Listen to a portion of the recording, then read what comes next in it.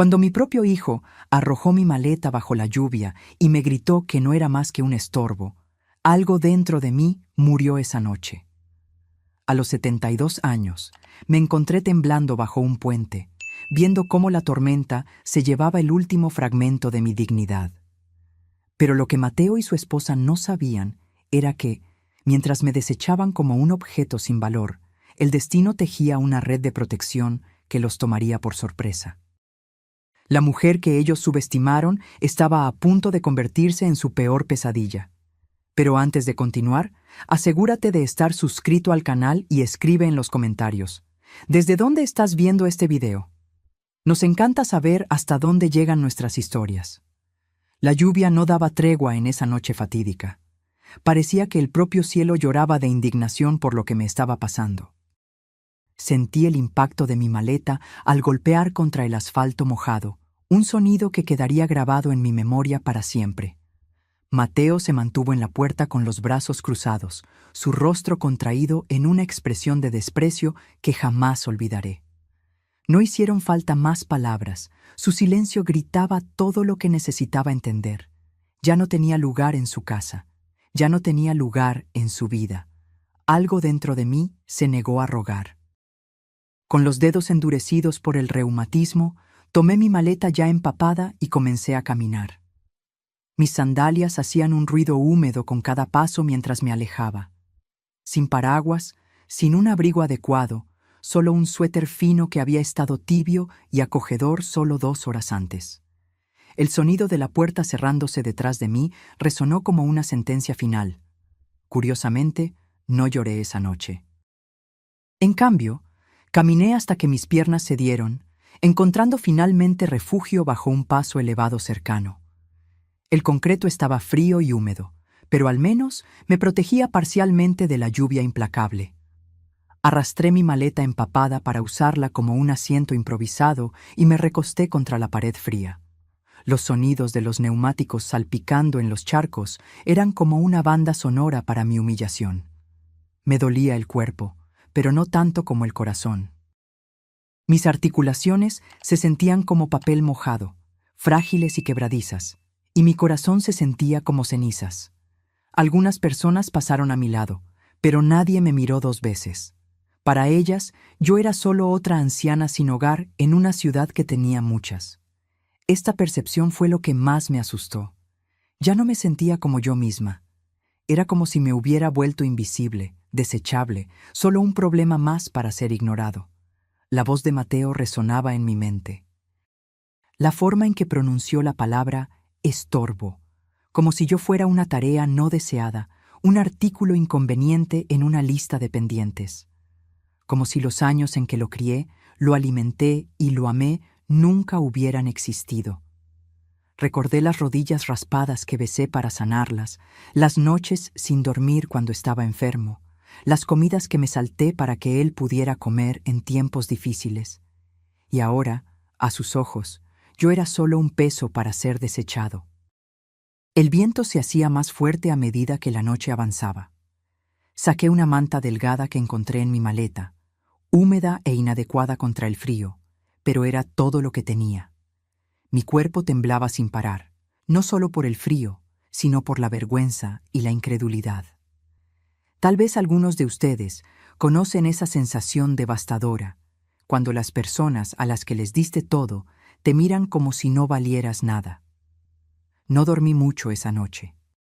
Escuché autos, sirenas distantes y el sonido de algo dentro de mí rompiéndose irreparablemente. Alrededor de las 3 de la mañana, la lluvia finalmente disminuyó. Estaba empezando a cabecear cuando escuché pasos que se acercaban. No eran apresurados ni pesados, sino medidos y decididos. Levanté la cabeza y por un momento pensé que estaba soñando. Viviana, mi hermana menor, estaba parada frente a mí. Su cabello estaba empapado, su maquillaje había desaparecido, pero me miraba como si nos estuviéramos encontrando después de una eternidad. En cierto modo, era verdad. No habíamos hablado mucho después de que se mudó a Cancún. La vida nos separó. Complicaciones familiares, pequeños resentimientos que crecieron con el tiempo y el silencio. Pero allí estaba ella, como un milagro envuelto en un abrigo empapado y furia silenciosa. Inicialmente no dijo nada. Simplemente se arrodilló a mi lado, me apartó el cabello mojado de la cara y puso su mano sobre la mía. Ese fue el primer toque verdaderamente humano que sentí en semanas, tal vez meses. Me ayudó a levantarme sin decir una palabra, tomó mi maleta y me condujo a su auto de alquiler como si fuera lo más natural del mundo. Sentada en su auto, con el calefactor al máximo y una manta sobre mis hombros, intenté no derrumbarme. Me entregó un termo con té todavía caliente, con aroma a miel y menta. Le di un sorbo y sentí el primer atisbo de seguridad desde que fui expulsada de la casa de Mateo. No hablamos hasta que llegamos a la carretera principal. «¿Vienes conmigo?», dijo simplemente. Asentí, no porque estuviera de acuerdo, sino porque no podía imaginar ir a ningún otro lugar. No preguntó qué había pasado. No lo necesitaba. Creo que vio todo en mi cara, en la forma en que sostenía la taza de té con ambas manos, como si fuera lo único que me mantenía anclada a este mundo. La carretera se extendía ante nosotros, larga y silenciosa. Cada pocos kilómetros miraba a Viviana. Los mismos ojos decididos, la misma postura erguida que recordaba desde nuestra infancia. Viviana siempre fue fuego donde yo era agua. Se encendía cuando la gente la lastimaba. Yo me contenía.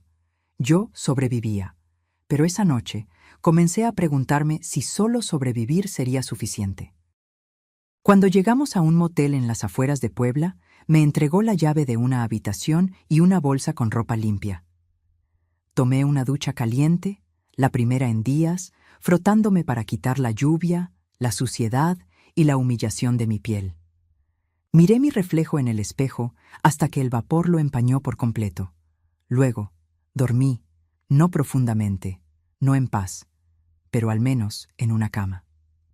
A la mañana siguiente, cuando me dijo que iríamos a la Ciudad de México, no pregunté por qué. Simplemente la seguí, porque algo dentro de mí había cambiado. No de una vez, no de forma ruidosa, pero lo suficiente como para que pudiera sentirlo. Tal vez tú también lo has sentido. Ese giro silencioso, ese momento en el que te das cuenta, esta vez no lo dejaré pasar. Esta vez no me tragaré mi dolor solo para mantener la paz, no cuando me cuesta todo. Desperté a un techo bajo de hotel y el zumbido constante del aire acondicionado. La cama era muy firme, las sábanas ásperas, pero en comparación con el concreto y la lluvia de la noche anterior, se sentía como un paraíso. Me dolían los músculos, pero mis manos estaban calientes por primera vez en días. Me senté lentamente, envolviendo la manta del motel sobre mis hombros, tratando de orientarme. Viviana ya estaba vestida y empacando sus cosas. Se movía rápido, concentrada, como si hubiera planeado algo durante toda la noche. No preguntó cómo había dormido, ni ofreció conversación trivial. «Tenemos que movernos», fue todo lo que dijo. La seguí hasta el estacionamiento. El cielo estaba azul claro, el aire denso con la humedad típica de la costa mexicana antes del mediodía. Me deslicé en el asiento del pasajero y, tan pronto como las puertas se cerraron, encendió el motor. Sin dudar. 10 minutos después, nos detuvimos en una gasolinera. Dejó el motor encendido y me dijo que esperara. Regresó con un termo de café fresco, un sándwich de desayuno y una carpeta. Me entregó la carpeta primero. Dentro había el anuncio impreso de una propiedad en la Ciudad de México, un condominio de 2 habitaciones, vista al océano, completamente amueblado. El precio hizo que mi estómago se encogiera de la sorpresa. La miré, perpleja. «Este lugar es tuyo», dijo simplemente. «Lo compré esta mañana». No pude decir nada. Mi boca se abrió, pero no salió ninguna palabra. Mis manos sostenían la carpeta como si pudiera desintegrarse en cualquier momento. Viviana mantuvo sus ojos fijos en la carretera. «Ya transferí el dinero. Está a tu nombre. Sin hipoteca, sin trucos». Pasé la página. Había fotos, un balcón con vista al mar, una cocina con encimeras de granito, una habitación de invitados con un escritorio. Parecía el tipo de lugar donde alguien se quedaría 2 semanas en verano, no el tipo de lugar donde una persona como yo viviría permanentemente. En la última página había un recibo bancario, un depósito en una nueva cuenta de ahorros, $5 millones. Levanté la vista, aturdida. «Tus ahorros», explicó Viviana, sin apartar la mirada de la carretera. «Solo tuyos. Los guardé por años. No lo sabías porque no te lo dije. Ahora lo sabes». Me recosté en el asiento, la carpeta pesando en mi regazo, el café olvidado. Mis oídos zumbaban como si alguien hubiera detonado fuegos artificiales dentro de mi pecho. No podía formar un pensamiento completo. Los números estaban allí, en la página, demasiado grandes para ser ignorados, demasiado surrealistas para ser creídos. Volvió a meter el auto en la autopista. No dijimos nada durante un largo tiempo. Observé el paisaje pasar por la ventana. Centros comerciales, palmeras, restaurantes de carretera. Todo parecía normal, pero nada en mí se sentía normal. Algo había cambiado profundamente, y todavía no podía distinguir si era gratitud o vergüenza lo que sentía. Nos adentramos en una carretera más tranquila, estrecha y bordeada de imponentes palmeras. Después de unas cuadras, llegamos a una entrada con un portón cerrado. Viviana tecleó un código y el portón de hierro se abrió lentamente. Un guardia de seguridad nos saludó con un gesto, y ella respondió al gesto con naturalidad. El edificio tenía pocos pisos. Era de color crema con balcones blancos y un techo de tejas azules. Parecía sacado de una postal. Viviana estacionó en un lugar reservado cerca de la entrada, tomó mi maleta del baúl y la llevó adentro sin esperar. El vestíbulo olía a limón y a alfombra nueva. Una mujer en la recepción sonrió y le entregó a Viviana un paquete de bienvenida. Ella me señaló sin decir una palabra. La recepcionista me miró con una amabilidad que me recordó la forma en que las personas miran a los perros callejeros que desearían poder ayudar. Tomamos el ascensor en silencio. En el tercer piso, Viviana abrió la puerta del apartamento 3C y la abrió. Era más luminoso de lo que esperaba. Las paredes eran de un beige suave, el sofá gris claro. La luz entraba abundantemente a través de las puertas de vidrio corredizas que daban al balcón. Caminé hacia la barandilla y miré hacia afuera. El océano se extendía hasta el horizonte, fusionándose con el cielo. Podía oírlo, constante, poderoso, vivo. Detrás de mí, Viviana dejó la maleta en el suelo y se limpió las manos. «Aquí es donde vives ahora», dijo. «Me quedaré en el apartamento de enfrente por un tiempo, así que no se te ocurra desaparecer». Me di la vuelta, con las manos aún en la barandilla del balcón. Quería agradecer, pero las palabras parecían insignificantes ante todo aquello. En cambio, simplemente asentí lentamente. Viviana se acercó, su expresión seria. «Sé lo que él hizo, sé lo que ellos hicieron. No necesitas hablar de ellos si no quieres, pero no vas a dejar que te quiten nada más, nunca más». Me miró directamente a los ojos. Su tono era firme, no sentimental. «Este lugar es tuyo, el dinero es tuyo, y ya contacté a Graciela». Eso captó mi atención. Graciela Holanda, la amiga abogada de Viviana de la universidad. Inteligente, implacable, meticulosa.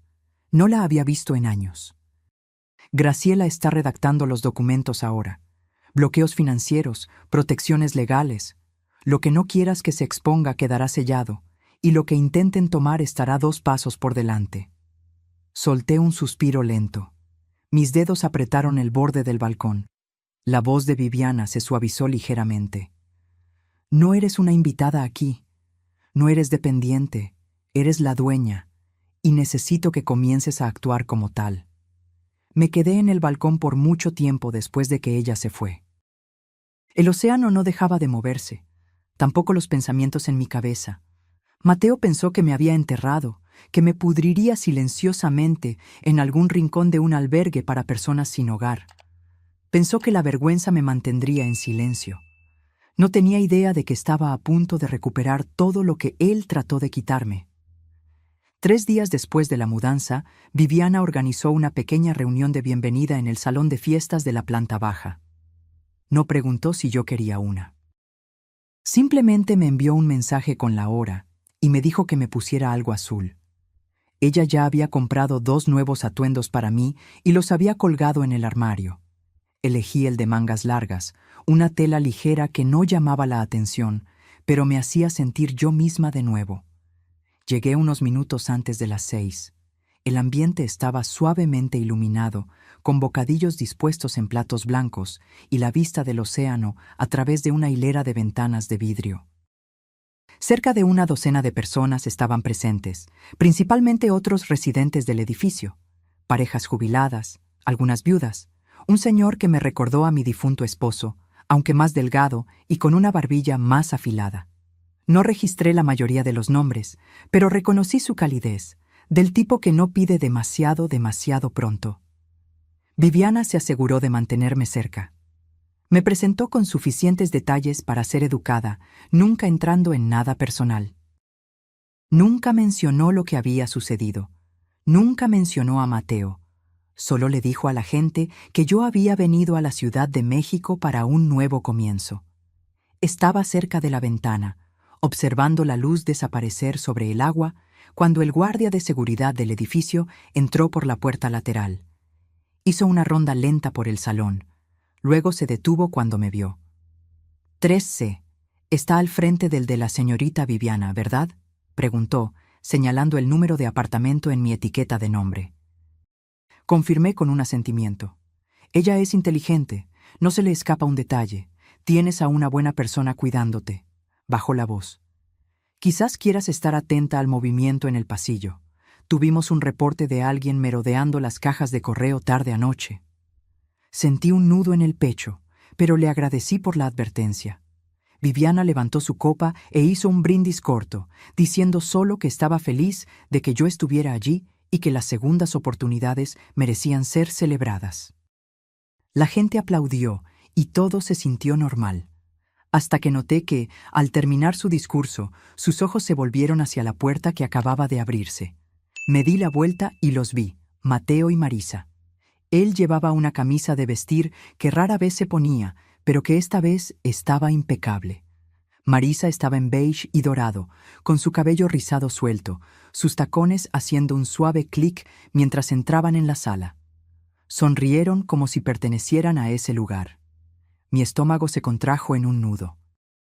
Viviana caminó directamente hacia ellos. No escuché lo que dijo, pero su lenguaje corporal dejó claro que no eran bienvenidos. No levantó la voz, no armó un escándalo, pero bloqueó su camino como una muralla infranqueable. Mateo miró por encima de su hombro hacia mí y sonrió como si nada hubiera pasado, como si la última vez que me vio no hubiera sido bajo la lluvia, gritando mientras yo me aferraba a mi dignidad como una llama moribunda. No dije nada. Mi mano se agarró al borde de la mesa de refrescos con tanta fuerza que mis nudillos se pusieron blancos. Viviana hizo una señal discreta y un empleado se acercó. La conversación fue breve. Mateo y Marisa mantuvieron su posición por unos segundos más. Luego se dieron la vuelta y se fueron. Marisa ni siquiera miró hacia atrás. La sala lentamente volvió a la normalidad, como si nada hubiera sucedido. La gente notó la interrupción, pero nadie hizo preguntas. Lo agradecí en silencio. Viviana regresó a mi lado, tomó una fruta de la bandeja y dijo con calma: «Te dije que vendrían». Asentí. Me había advertido esa mañana que había visto un comentario de un amigo de Marisa en línea, algo demasiado específico para ser una coincidencia. Viviana ya estaba 3 pasos por delante, como siempre. Una vez que la reunión terminó, me acompañó de regreso al piso de arriba. Nos dimos las buenas noches en el pasillo y entré en mi apartamento. Me senté en el borde del sofá y esperé. No por algo específico, solo esperé, como un animal que presiente el peligro. No habían venido a disculparse o a explicar. Vinieron a ver qué más podían conseguir. Pero ahora lo sabían. No estaba donde me dejaron. Ya no era la mujer que había salido a la tormenta con su maleta empapada. Estaba refugiada, protegida y ya no sola. Aún así, no me sentía lo suficientemente segura como para relajarme. Entonces, hice algo que no había hecho en años. Abrí el cajón lateral del armario del pasillo y saqué un nuevo cuaderno que Viviana me había dado. Hice clic en un bolígrafo y escribí una frase en la parte superior de la página. Lo que me quitaron, lo devolverán. Dibujé una línea debajo y escribí 3 palabras: casa, nombre, poder. La fiesta había terminado. El telón estaba levantado y habían entrado al escenario pensando que aún controlaban la historia. Pero yo tenía el bolígrafo ahora y yo escribiría el resto. Viviana no perdió el tiempo. 2 días después de la fiesta, llamó a mi puerta a las 10 en punto, llevando una pila de sobres en una mano y su tablet en la otra. Su cabello estaba recogido en un moño austero, y su expresión me dijo que habíamos pasado la fase de las amabilidades. Desparramó todo sobre la encimera de la cocina y abrió la carpeta de arriba. Van a intentarlo de nuevo, dijo, pero esta vez no será a través del encanto, será legalmente. La observé colocar las páginas una por una. Cartas, correos electrónicos, capturas de pantalla, rastros digitales dejados por la actividad reciente de Mateo y Marisa. Viviana había contratado discretamente a un investigador privado para monitorear cualquier movimiento financiero o legal que involucrara mi nombre.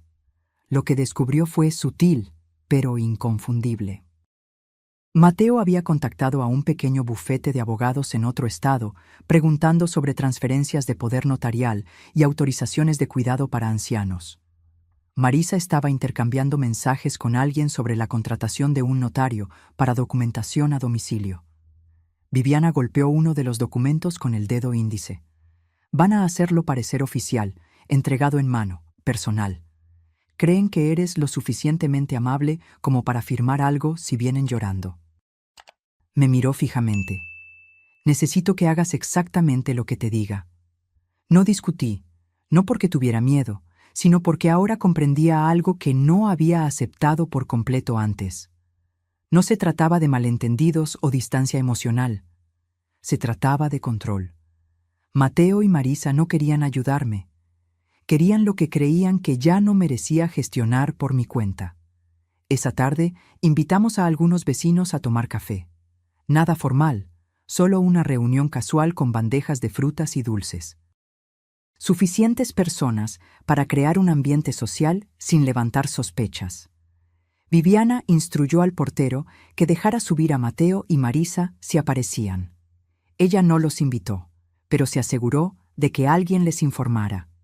Luego, colocó un dispositivo de grabación debajo de la mesa lateral cerca del sofá y se sentó como si solo estuviéramos esperando a que cambiara el clima. Tomó menos de 20 minutos. Mateo llamó a la puerta. Abrí sin dudar. Él sonrió como si fuéramos viejos amigos reencontrándose. Marisa estaba detrás de él, sosteniendo una pequeña bolsa de regalo con papel de seda dorado saliendo por la abertura. Llevaba puesto un rosa claro y perlas. Lo habían ensayado meticulosamente. Mateo entró primero, con saludos efusivos y bromas sobre que estaban de paso.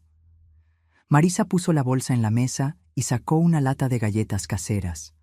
Agradecí sin emoción. Viviana observaba en silencio desde su silla.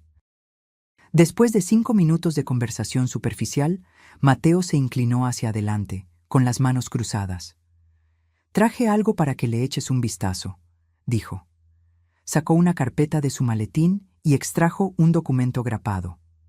La primera página tenía letras en negrita en la parte superior. Acuerdo de bienestar y propiedad familiar. Viviana echó un rápido vistazo al título y cruzó las piernas. Mateo deslizó los papeles por la mesa hacia mí. Solo algo para facilitar las cosas, para que podamos ayudar, coordinar asuntos médicos, facilitar el proceso en caso de que surja algo urgente. Sonrió de nuevo. Una sonrisa demasiado larga, demasiado forzada. Tomé la primera página y leí en silencio. El documento tenía 6 páginas. En el medio había un párrafo etiquetado como autorización de poder temporal, seguido de otro titulado cláusula de supervisión financiera. El lenguaje era cuidadoso, no abiertamente depredador, pero le daba a Mateo acceso total para actuar en mi nombre con respecto a decisiones médicas y financieras. También lo autorizaba a abrir y gestionar cuentas bancarias con acceso conjunto. Puse el papel en la mesa sin decir una palabra. Viviana se levantó, caminó hacia la cocina, tomó una segunda carpeta y regresó. De ella sacó un documento casi idéntico, pero este tenía una línea roja marcada en el medio. Esta es una copia de la versión que redactaste la semana pasada con ese asistente legal en la CMI, le dijo a Mateo. El correo electrónico original tiene una marca de tiempo. El lenguaje es palabra por palabra el mismo. El rostro de Mateo se congeló. Marisa permaneció en silencio, su máscara de dulzura comenzando a resquebrajarse. Viviana se volvió hacia mí. Adelante, pregúntales para qué es realmente esto. No necesité hacerlo. El silencio lo reveló todo. Viviana abrió la aplicación de grabación en su tablet y la dejó visible. Luego elevó la voz lo suficiente para que los vecinos pudieran escuchar. Quiero que todos sepan que este documento fue diseñado para quitarle los derechos financieros a Elvira bajo el pretexto de la asistencia. Esto es a lo que se parece la manipulación familiar. Mateo se levantó rápidamente. «No entiendes lo que estamos tratando de hacer», protestó. Marisa lo agarró del brazo con fuerza. Viviana se mantuvo absolutamente tranquila. «No, lo entiendo exactamente. Y el Estado de Guadalajara también. Y el Consejo de Ética. Y la comunidad que están tratando de impresionar con lágrimas falsas y galletas». La voz de Mateo flaqueó. «Estás armando un escándalo». Viviana se rió una vez, un sonido cortante. «¿Escándalo? No, esto es claridad». Se volvió hacia mí y asintió. Caminé hacia la mesa, tomé el contrato que trajeron y lo rompí por la mitad lentamente, manteniendo contacto visual con mi hijo. La sala se quedó en un silencio absoluto. Los vecinos dejaron de hablar. Mateo me miró con algo que no había visto en sus ojos en años. Miedo. No grité, no maldije.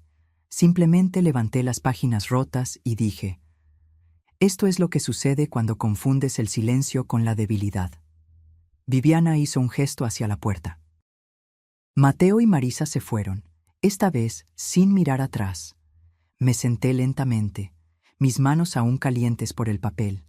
Viviana me trajo un vaso de agua. Los vecinos murmuraron, luego se disculparon educadamente y se marcharon. Cuando la sala estuvo vacía, Viviana habló en voz baja.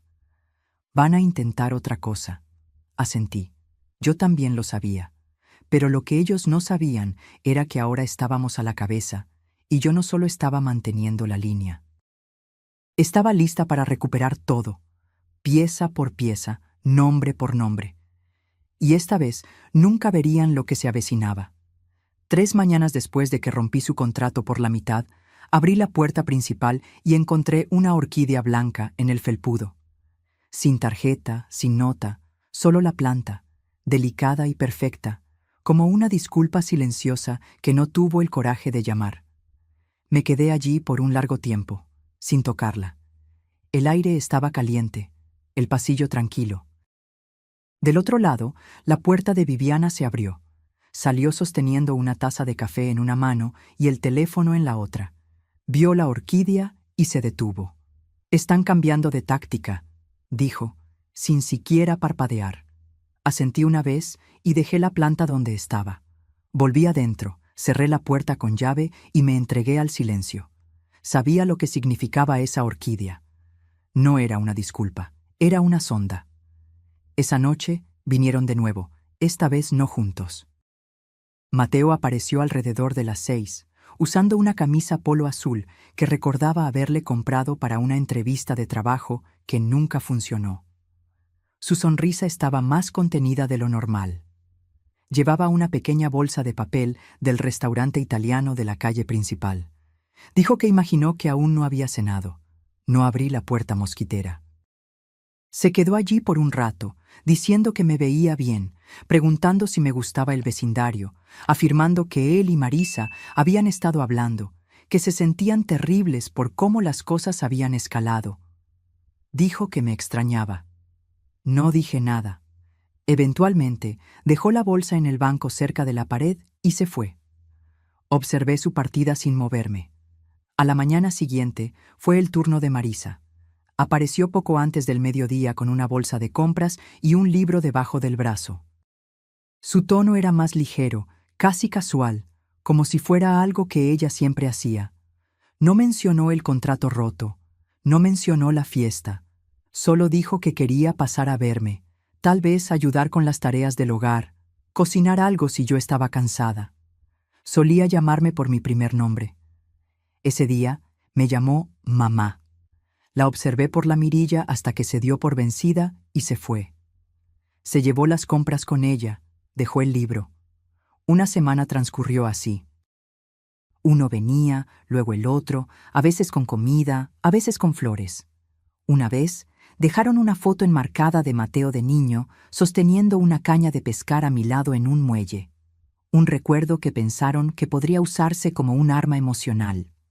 Yo no respondía, pero observaba y grababa todo. Viviana me dio un pequeño dispositivo no más grande que la llave de un auto. Se quedaba cerca de la puerta, siempre encendido cuando alguien se acercaba. No lo usé para atraparlos diciendo algo explícitamente criminal. Lo usé para registrar el tono, las vacilaciones, los patrones, porque sus palabras no eran sobre la reparación, eran sobre el acceso. Cada conversación giraba en torno a la comodidad, la preocupación y, eventualmente, la logística, las cuentas, la planificación del final de la vida. El lenguaje de los ladrones que fingen ser cuidadores. Viviana recogió las grabaciones y las compartió con Graciela. La abogada no dijo mucho inicialmente, solo escuchó, tomó notas, preguntó sobre correspondencia, correos electrónicos, llamadas. Entonces descubrió algo alarmante. Mateo había solicitado un cambio de dirección para la correspondencia de mi banco. Lo había hecho en línea usando un número de teléfono antiguo que estuvo vinculado a mi nombre hace años. Graciela lo encontró a través de una verificación informal que solicitó a un contacto bancario. Aún no se había procesado, pero era una clara señal de alerta. Viviana cambió las cerraduras de los buzones al día siguiente. La noche siguiente, la alarma de incendios en mi pasillo se disparó alrededor de las 2 de la mañana. No había incendio, solo una palanca tirada. Ramírez, el guardia nocturno, revisó la cámara de seguridad y captó una figura borrosa pasando por el pasillo de servicio 20 minutos antes. No podía ver la cara, pero podía distinguir la chaqueta, la misma que Mateo usó en la fiesta. Le pedí a Viviana que llamara a Graciela de nuevo. Ella trajo una computadora portátil al día siguiente y me guió en la configuración de alertas digitales seguras. Cualquier intento de acceso a mis cuentas, cualquier inicio de sesión desde un dispositivo no reconocido, cualquier solicitud de archivo vinculada a mi nombre. Acepté todas las medidas. Le pregunté si creía que se habían rendido. Ella no respondió de inmediato. «Van a intentar la puerta trasera ahora», dijo finalmente. Pregunté qué significaba eso. «Van a intentarlo legalmente de nuevo, pero no directamente. Van a encontrar a alguien que lo haga por ellos, un notario, un testigo móvil, un asesor financiero que no conoce la historia completa».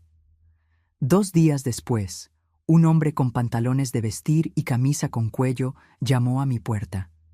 Dijo que representaba a un grupo de planificación para ancianos. Afirmó que mi familia había solicitado una revisión rápida de mi plan patrimonial solo para asegurarse de que todo estuviera en orden. Sonrió como si fuera perfectamente normal que las mujeres de 70 y tantos años recibieran visitas sorpresa de extraños bien vestidos sosteniendo carpetas y documentos gubernamentales. Le informé que ya tenía un equipo legal y cerré la puerta. Se fue rápidamente. Graciela presentó una queja formal a la mañana siguiente en la Oficina Estatal de Tutela Profesional de Guadalajara. Nada dramático, solo lo suficiente para crear un registro, un rastro documentado. Sabía lo que estaba pasando. Estaban tratando de hacerme parecer inestable, desorganizada, vulnerable. Porque si no podían hacerme firmar voluntariamente, intentarían probar que no tenía la capacidad para manejar mis propios asuntos. Esa noche, me senté en la mesa de mi cocina y volví a leer el título de propiedad del apartamento. Pasé los dedos sobre el sello en relieve. Susurré mi nombre en voz alta, no por drama, sino por claridad. Luego guardé el documento en su carpeta, cerré el cajón y lo bloqueé. El timbre volvió a sonar más tarde esa semana. Esta vez, Mateo trajo vino. Marisa esperaba cerca del ascensor. Él no pidió entrar. Pidió que habláramos. Dijo que las cosas habían sido difíciles. Dijo que la familia debería permanecer unida. Dijo que tal vez podríamos hablar sobre algunas cosas prácticas. No abrí la puerta por completo. Solo hablé por la rendija. No regreses. Su voz flaqueó, no de tristeza, sino de ira disfrazada de confusión. No respondí. Esperé. Se fue.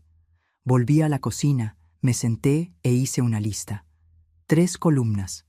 Lo que intentaron, lo que falló, lo que nunca sería perdonado. Ya no me estaba defendiendo. Estaba documentando, preparando.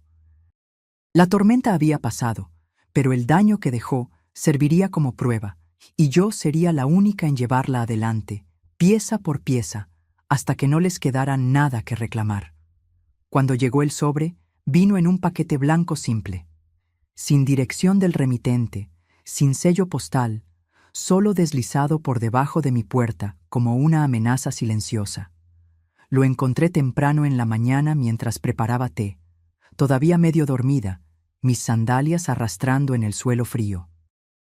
Al principio pensé que podría ser otra carta de disculpa o una tarjeta de una de las señoras del club de lectura, pero el peso me dijo otra cosa. No era suave, no era personal, era rígido, pesado por dentro. No era una carta. Eran 6 páginas impresas, grapadas.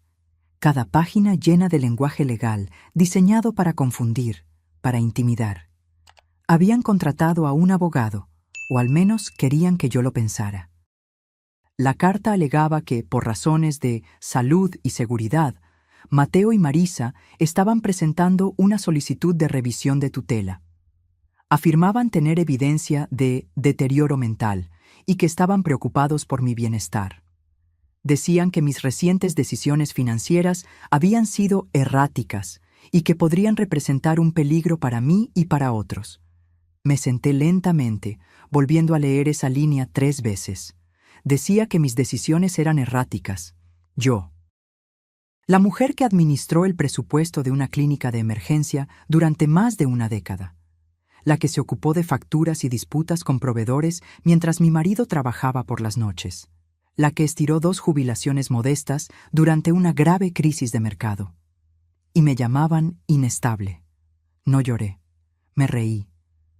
Luego tomé el teléfono y llamé a Viviana. Al mediodía, Graciela estaba en mi puerta con una copia de la misma carta que también había sido enviada al bufete de Viviana. Intentaron enviarla allí también, probablemente esperando que ella entrara en pánico o me presionara para ceder. No comprendían quién era realmente Viviana.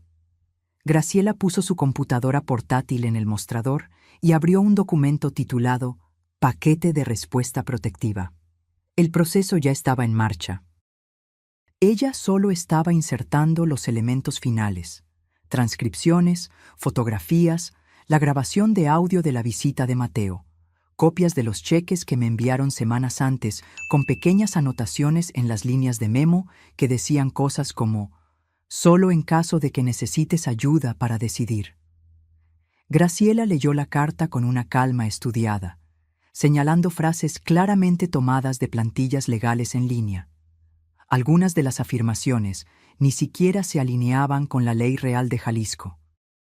Carecían de detalles, la terminología estaba mal utilizada. Quieren asustarte, dijo Graciela. Esto no se trata de tu salud, se trata de control. Asentí.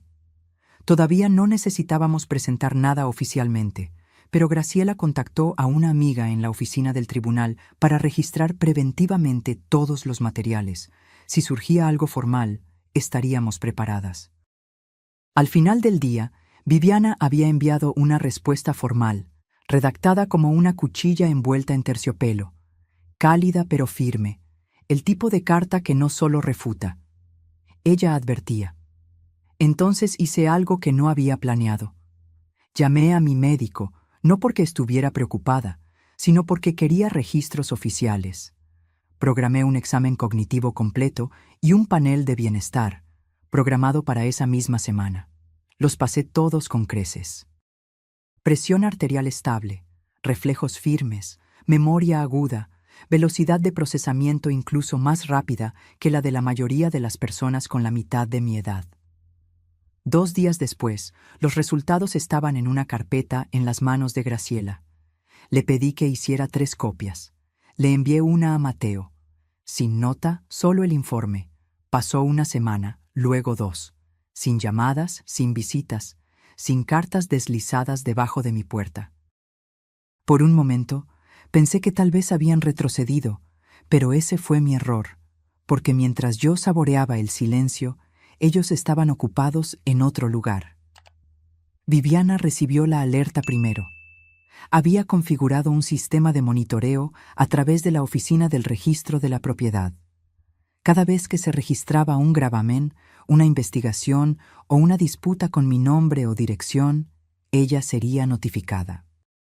Así fue como descubrimos que habían enviado una solicitud al banco que mantenía mi cuenta de ahorros. Estaban tratando de registrarse como cobeneficiarios. No era un movimiento legal, era un intento desesperado. Marisa había llamado fingiendo ser yo, alegando que había olvidado su acceso en línea y pidiendo actualizar a los beneficiarios por teléfono. El empleado señaló inmediatamente el intento como sospechoso. Mi edad y mi patrón de voz no coincidían. El banco congeló la solicitud y la registró como un incidente, pero el hecho de que lo hubieran intentado demostraba hasta dónde estaban dispuestos a llegar. Ya ni siquiera les importaba lo desesperados que parecían. Miré el informe del banco durante un largo tiempo esa noche. No con ira, solo con una quietud contemplativa. Esto ya no se trataba de dinero. Se trataba de borrarme. Querían mi libertad, mi dignidad, mi nombre en el papel con tinta junto al de ellos. La prueba de que tenían poder, de que yo los necesitaba. Viviana y Graciela se encargaron de que todas las cuentas fueran legalmente blindadas con supervisión de terceros. Sin nuevos nombres, sin beneficiarios no autorizados. Todo sería transferido a una fundación si algo me pasaba, una que ya había creado discretamente meses antes. No se trataba de venganza, se trataba de asegurar que nadie pudiera controlarme de nuevo. Más tarde esa semana, Graciela me entregó otro sobre, más grueso que el anterior. Dentro había 2 declaraciones juradas, una de mi antiguo casero y otra de un vecino. Testigos de las noches en que Mateo y Marisa me dejaron afuera se negaron a abrir la puerta. Les dijeron a los niños que estaba siendo dramática. También había una declaración autenticada de la enfermera de la comunidad que vio mis hematomas cuando me caí. Ella confirmó que nadie de mi familia apareció para recogerme en la clínica de urgencias. Ellos querían construir un caso en mi contra. Yo ya estaba construyendo una muralla a mi alrededor, ladrillo a ladrillo, documento a documento, verdad por verdad, y cada página era más contundente que la anterior. Había una frase en el resumen de Graciela que se quedó conmigo. Los atacantes con motivos superficiales subestiman el poder de una larga memoria. Ella tenía razón. Yo lo recordaba todo. Y ahora el tribunal también. La ley también. Y pronto ellos también lo recordarían. La invitación vino de Mateo. Un mensaje de texto simple, corto y educado. Me preguntó si estaría dispuesta a venir a cenar a su casa el próximo domingo. Dijo que los niños me extrañaban. Dijo que les gustaría empezar de nuevo. Terminó el mensaje con una línea esperanzadora sobre la familia y el perdón. Miré esas palabras durante un largo tiempo, dejándolas que se asentaran. Yo sabía lo que era. Había visto el patrón formándose. Viviana lo había visto. Graciela lo había predicho casi exactamente. Intentaron la presión legal. Eso falló. El falso intento de tutela no prosperó. El truco del beneficiario fue descubierto y bloqueado, y ahora venía la ofensiva de Encanto. Aún así, acepté. Le dije que estaría allí a las 6. El domingo me puse un vestido azul marino discreto, con cuello alto y mangas largas. Me recogí el cabello y usé mi reloj de oro, el que Carlos me dio en nuestro 25º aniversario. No llevé nada más que un sobre delgado en mi bolso y mi expresión más serena. La casa no había cambiado. Revestimiento blanco, nuevo techo, una guirnalda en la puerta, como si esos detalles pudieran ocultar la amargura impregnada en las paredes. Marisa me recibió con una sonrisa tensa. Sus ojos examinaron mi atuendo, tratando de interpretarlo como una señal. Se apartó, permitiendo mi entrada con una mano en mi espalda, firme y controladora. La mesa del comedor estaba puesta para 7 personas. Mateo ocupaba la cabecera. Los niños estaban arreglados, sus camisas demasiado formales para un domingo, sus ojos alternando entre mí y sus padres. Nos sentamos, comimos, la comida estaba buena, un poco demasiado perfecta. Hablaron de las calificaciones de los niños, de cómo Mateo estaba considerando un cambio de trabajo. Marisa elogió el plato que había preparado 2 veces, en un tono que imploraba aprobación. Asentí educadamente. Respondí cuando me preguntaron. No mencioné nada de los últimos meses, y ellos tampoco, al menos no directamente.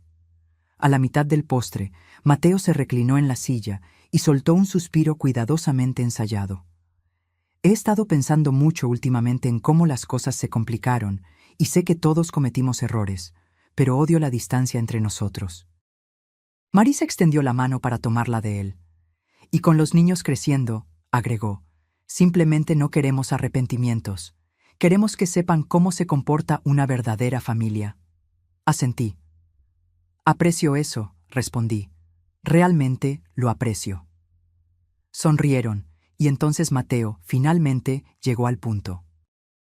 Me preguntaba, mamá, si en algún momento podríamos hablar sobre cómo seguir adelante, tal vez revisar algunas de las decisiones que se tomaron cuando las cosas estaban tensas, especialmente en lo que respecta a los asuntos patrimoniales. Ahí estaba, el guante de terciopelo retirado, revelando la mano que siempre había estado debajo. Dejé que el silencio se prolongara el tiempo suficiente. Luego tomé mi bolso y saqué el sobre. Claro, dije con calma, pero creo que es mejor que todos seamos perfectamente claros. Así que preparé algo. Deslicé el sobre por la mesa. Los dedos de Marisa se contrajeron antes de que pudiera controlar el movimiento. Mateo abrió el sobre. Dentro había un anexo legalmente autenticado. Delineaba el establecimiento permanente de la Fundación Elvira Ruiz, la organización sin fines de lucro que había formado oficialmente. Confirmaba que la casa donde ahora vivía, las cuentas bancarias, el fondo fiduciario, todo estaba legal e irrevocablemente vinculado a la fundación. Enumeraba a los beneficiarios: un programa de becas para madres solteras mayores de 60 años, un fondo de asistencia para víctimas de abuso de ancianos y un programa de asistencia médica comunitaria en nombre de Carlos. El rostro de Mateo se endureció. La sonrisa de Marisa se resquebrajó por los bordes. Miren, expliqué suavemente, yo también lo he pensado mucho, y me di cuenta de que no quiero pasar el resto de mi vida preocupada por quién se merece qué, o quién piensa que se ganó una parte de algo que nunca ayudó a construir. Mateo tragó saliva. Pude ver el calor creciendo detrás de sus ojos. Se estaba conteniendo, tratando de mantener la compostura. No los estoy cortando por completo, agregué, pero estoy eligiendo paz, claridad y protección. Nadie dijo nada. Los niños permanecieron inmóviles, confundidos, demasiado jóvenes para entender las corrientes subterráneas, pero lo suficientemente mayores para sentir la tensión que se instaló densamente en el aire. Me levanté lentamente. La cena estuvo deliciosa. Gracias. Marisa comenzó a hablar, pero las palabras tropezaron. Trató de sonreír de nuevo, pero se rindió a la mitad del camino. En la puerta principal, Mateo me siguió. ¿Esto es todo?, preguntó en voz baja. Seguí caminando. Mamá, dijo de nuevo, un poco más alto, un poco más cortante. Estábamos tratando de arreglar las cosas. Me di la vuelta finalmente. No, respondí con calma. Ustedes hicieron esto. Sus hombros cayeron como si, por primera vez, se diera cuenta de que no podía transferirme la culpa. No pensé que llegaría tan lejos, murmuró. Asentí. Esa es la cuestión con los límites. Una vez que los cruzas, no eres tú quien decide dónde terminan. Parecía querer decir más, pero cerró la boca. Viviana se acercó a mi lado. Deberíamos volver adentro. Y volvimos. Cuando el juez regresó, no dudó. Moción concedida. Los documentos falsificados fueron declarados nulos. El estatuto de la fundación fue protegido. Una recomendación formal fue enviada a la oficina del fiscal de distrito para una investigación más a fondo. Y con eso terminó, al menos a los ojos de la corte. Pero para mí era algo más profundo. Me había posicionado frente a un sistema que históricamente ignoró a mujeres como yo, descartó nuestras voces, asumió que éramos demasiado frágiles o confusas o demasiado emocionales, y yo había sido escuchada.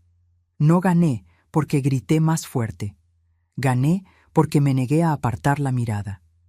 Gané porque mantuve mis registros, dije la verdad y confié en el silencio para hacer su trabajo. Esa noche me senté en el balcón con Viviana y Graciela. Compartimos tarta de durazno y dejamos que la brisa marina entrara. No dijimos mucho. No lo necesitábamos. La verdad había hablado por nosotros, y por primera vez fue suficiente. 3 semanas después del veredicto, subí al pequeño escenario en el nuevo centro comunitario, sosteniendo un micrófono con manos que ya no temblaban. Delante de mí había casi 100 rostros. A algunos los conocía bien. A algunos los había ayudado a atravesar inviernos difíciles, divorcios prolongados o cumpleaños solitarios. A algunos nunca los había conocido, pero estaban allí porque la fundación los había alcanzado de alguna manera. Eso era suficiente. El espacio no era elegante. Sillas plegables, termos de café en mesas de plástico, algunos viejos ventiladores de techo zumbando arriba. Pero las paredes estaban recién pintadas y decoradas con fotos de nuestros programas. Mujeres aprendiendo oficios, voluntarios de cuidado a personas mayores abrazando a pacientes, niños riendo junto a cajas de donación cuidadosamente empacadas. No preparé un discurso formal. No quería montar un espectáculo. Solo dije la verdad. Esta organización nunca se trató de dinero. Comencé lentamente, haciendo una pausa para afirmar mi respiración. Se trataba de no ser borrada, de demostrar que la segunda mitad de la vida puede ser tan poderosa como la primera, tal vez incluso más. Aplaudieron, pero no dejé que el momento se prolongara. Le entregué el micrófono a Liana y salí del escenario. Ella representaba el futuro ahora.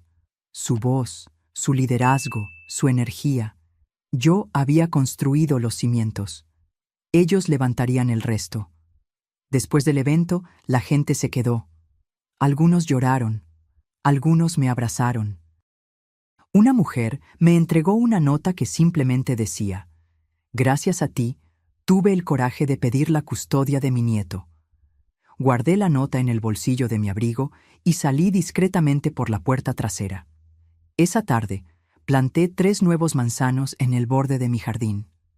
No sé si viviré para verlos dar fruto, pero plantar algo que tal vez nunca coseches es un acto de fe. No en ti misma, sino en el mundo que vendrá después de ti. Si alguna vez te has sentido desechada, invisibilizada o subestimada solo por tu edad, tu silencio o tu amabilidad, ten esto en cuenta. Todavía tienes el poder de trazar límites, de reclamar tu espacio, de plantar algo nuevo. Incluso cuando el mundo intenta convencerte de que tu tiempo ya ha pasado. Mateo nunca volvió a contactarme. Durante mucho tiempo, imaginé alguna gran disculpa, una llamada emotiva, una carta llena de arrepentimiento, pero nunca llegó. En cambio, recibí un paquete de su abogado. Dentro había un término de acuerdo firmado, renunciando a cualquier reclamo restante sobre la fundación o las propiedades que aún estaban a mi nombre. Sin nota, sin explicación. Él había elegido el silencio en lugar de la redención. Lo acepté, no porque lo perdoné, sino porque ya no necesitaba nada de él.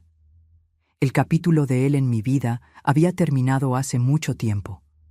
Simplemente no se había dado cuenta hasta que la puerta se cerró detrás de él. A la mañana siguiente, doné sus últimas pertenencias de la infancia a la tienda de segunda mano del refugio local. No por ira, solo por claridad. Algunas cosas no necesitan ser guardadas, necesitan ser liberadas. En los días siguientes, comencé a caminar todas las mañanas, 5 kilómetros al amanecer, a veces sola, a veces con vecinos que se unían a mí en un silencio respetuoso. Nunca hablábamos de lo que había sucedido. No lo necesitábamos. Habían seguido la historia desarrollándose en los periódicos, en la televisión, a través de comentarios susurrados en los pasillos del supermercado. Pero caminar a mi lado era una forma de respeto no declarado, y eso valía más que cualquier disculpa formal. Una mañana, en el sendero detrás del huerto, vi a una joven sentada en un banco con su hijo pequeño. Se veía exhausta, como si el mundo hubiera pesado sobre sus hombros durante demasiado tiempo. Cuando pasé, ella me llamó. «Eres Elvira, ¿verdad? ¿La mujer que luchó contra la familia?» Sonreí suavemente. «Soy Elvira, pero no luché. Solo me negué a desaparecer». Sus ojos se llenaron de lágrimas. «Gracias», susurró. Eso fue todo. No se necesitaron más palabras. Esa tarde, planté 3 nuevos manzanos en el borde de mi jardín. No sé si viviré para verlos dar fruto, pero plantar algo que tal vez nunca coseches es un acto de fe. No en ti misma, sino en el mundo que vendrá después de ti. Graciela nos visitó de nuevo ese fin de semana. Tomamos té, nos reímos de un segmento de noticias que había pronunciado mal su nombre y hablamos de organizar un taller de escritura para mujeres jubiladas la próxima primavera. «Las historias», dijo, «son lo último que no pueden robar». Cuando ella se fue, me quedé en la ventana observando el viento mover las hojas de los árboles. El tipo de viento que no derriba las cosas, sino que les recuerda que pueden mantenerse en pie. El golpe en la puerta llegó 3 meses después del veredicto. Abrí sin dudar. Olivia, la hermana de Marisa, estaba parada allí, luciendo más pequeña de lo que recordaba. «Se están divorciando», dijo sin preámbulo. No respondí. «Mateo está viviendo en un apartamento cerca del centro. Volvió a dar clases. Marisa está vendiendo la casa». Asentí, esperando que llegara al punto. Olivia parecía insegura, jugueteando con la correa de su bolso. «Los chicos preguntan por ti», dijo finalmente. «Pensé que te gustaría saberlo». Le agradecí por la información y le ofrecí un café. Ella se negó educadamente. «Tenías razón, ¿sabes?», dijo mientras se daba la vuelta para irse. «Sobre todo». Cerré la puerta suavemente detrás de ella. No se trataba de tener razón. Nunca se trató de eso. 3 semanas después, recibí una postal. Sin remitente, solo mi dirección. En el reverso, una sola línea escrita con letra masculina. «Ahora lo entiendo». Guardé la tarjeta en un cajón. No por sentimentalismo, sino como un recordatorio. Las batallas más importantes no terminan con trompetas y fanfarrias. Terminan en silencio, en reconocimiento, en cambios sutiles que tardan años en manifestarse por completo. Hoy, la Fundación Elvira Ruiz atiende a más de 500 mujeres al año. Tenemos 3 sucursales y un programa de mentoría que conecta a mujeres mayores de 60 años con jóvenes estudiantes. recibimos una pequeña subvención del gobierno municipal. Conseguimos suficientes donaciones para comprar un edificio modesto en el centro de la ciudad. Algunas mañanas, cuando el sol aún está bajo y la playa está casi vacía, camino hasta la orilla del agua y recuerdo esa noche bajo el puente, empapada por la lluvia, invisible para el mundo. Recuerdo a la mujer que era, temblando de frío y vergüenza. Y luego miro a la mujer en la que me he convertido. Ya no soy invisible, ya no estoy en silencio cuando importa. Ya no finjo que el amor debe significar el borrado. El agua aún lava la arena, constante, implacable. Las olas aún vienen, aún se van. Pero ahora, cuando vuelvo a casa, no reviso las cerraduras 2 veces. No me preocupo por lo que me puedan robar, porque he descubierto que, a los 72 años, he aprendido algo que desearía haber sabido a los 20. La verdadera dignidad no es algo que los demás puedan quitarte.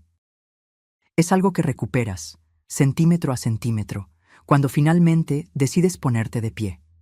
Si mi historia tocó alguna parte de tu corazón hoy, recuerda, no estás acabada, no eres invisible, todavía estás escribiendo tu historia, y tal vez, solo tal vez, esté a punto de comenzar. Ahora, si te gustó esta historia, haz clic en este próximo video que está apareciendo en la pantalla porque en él hay una historia de traición y giro como nunca antes habías visto.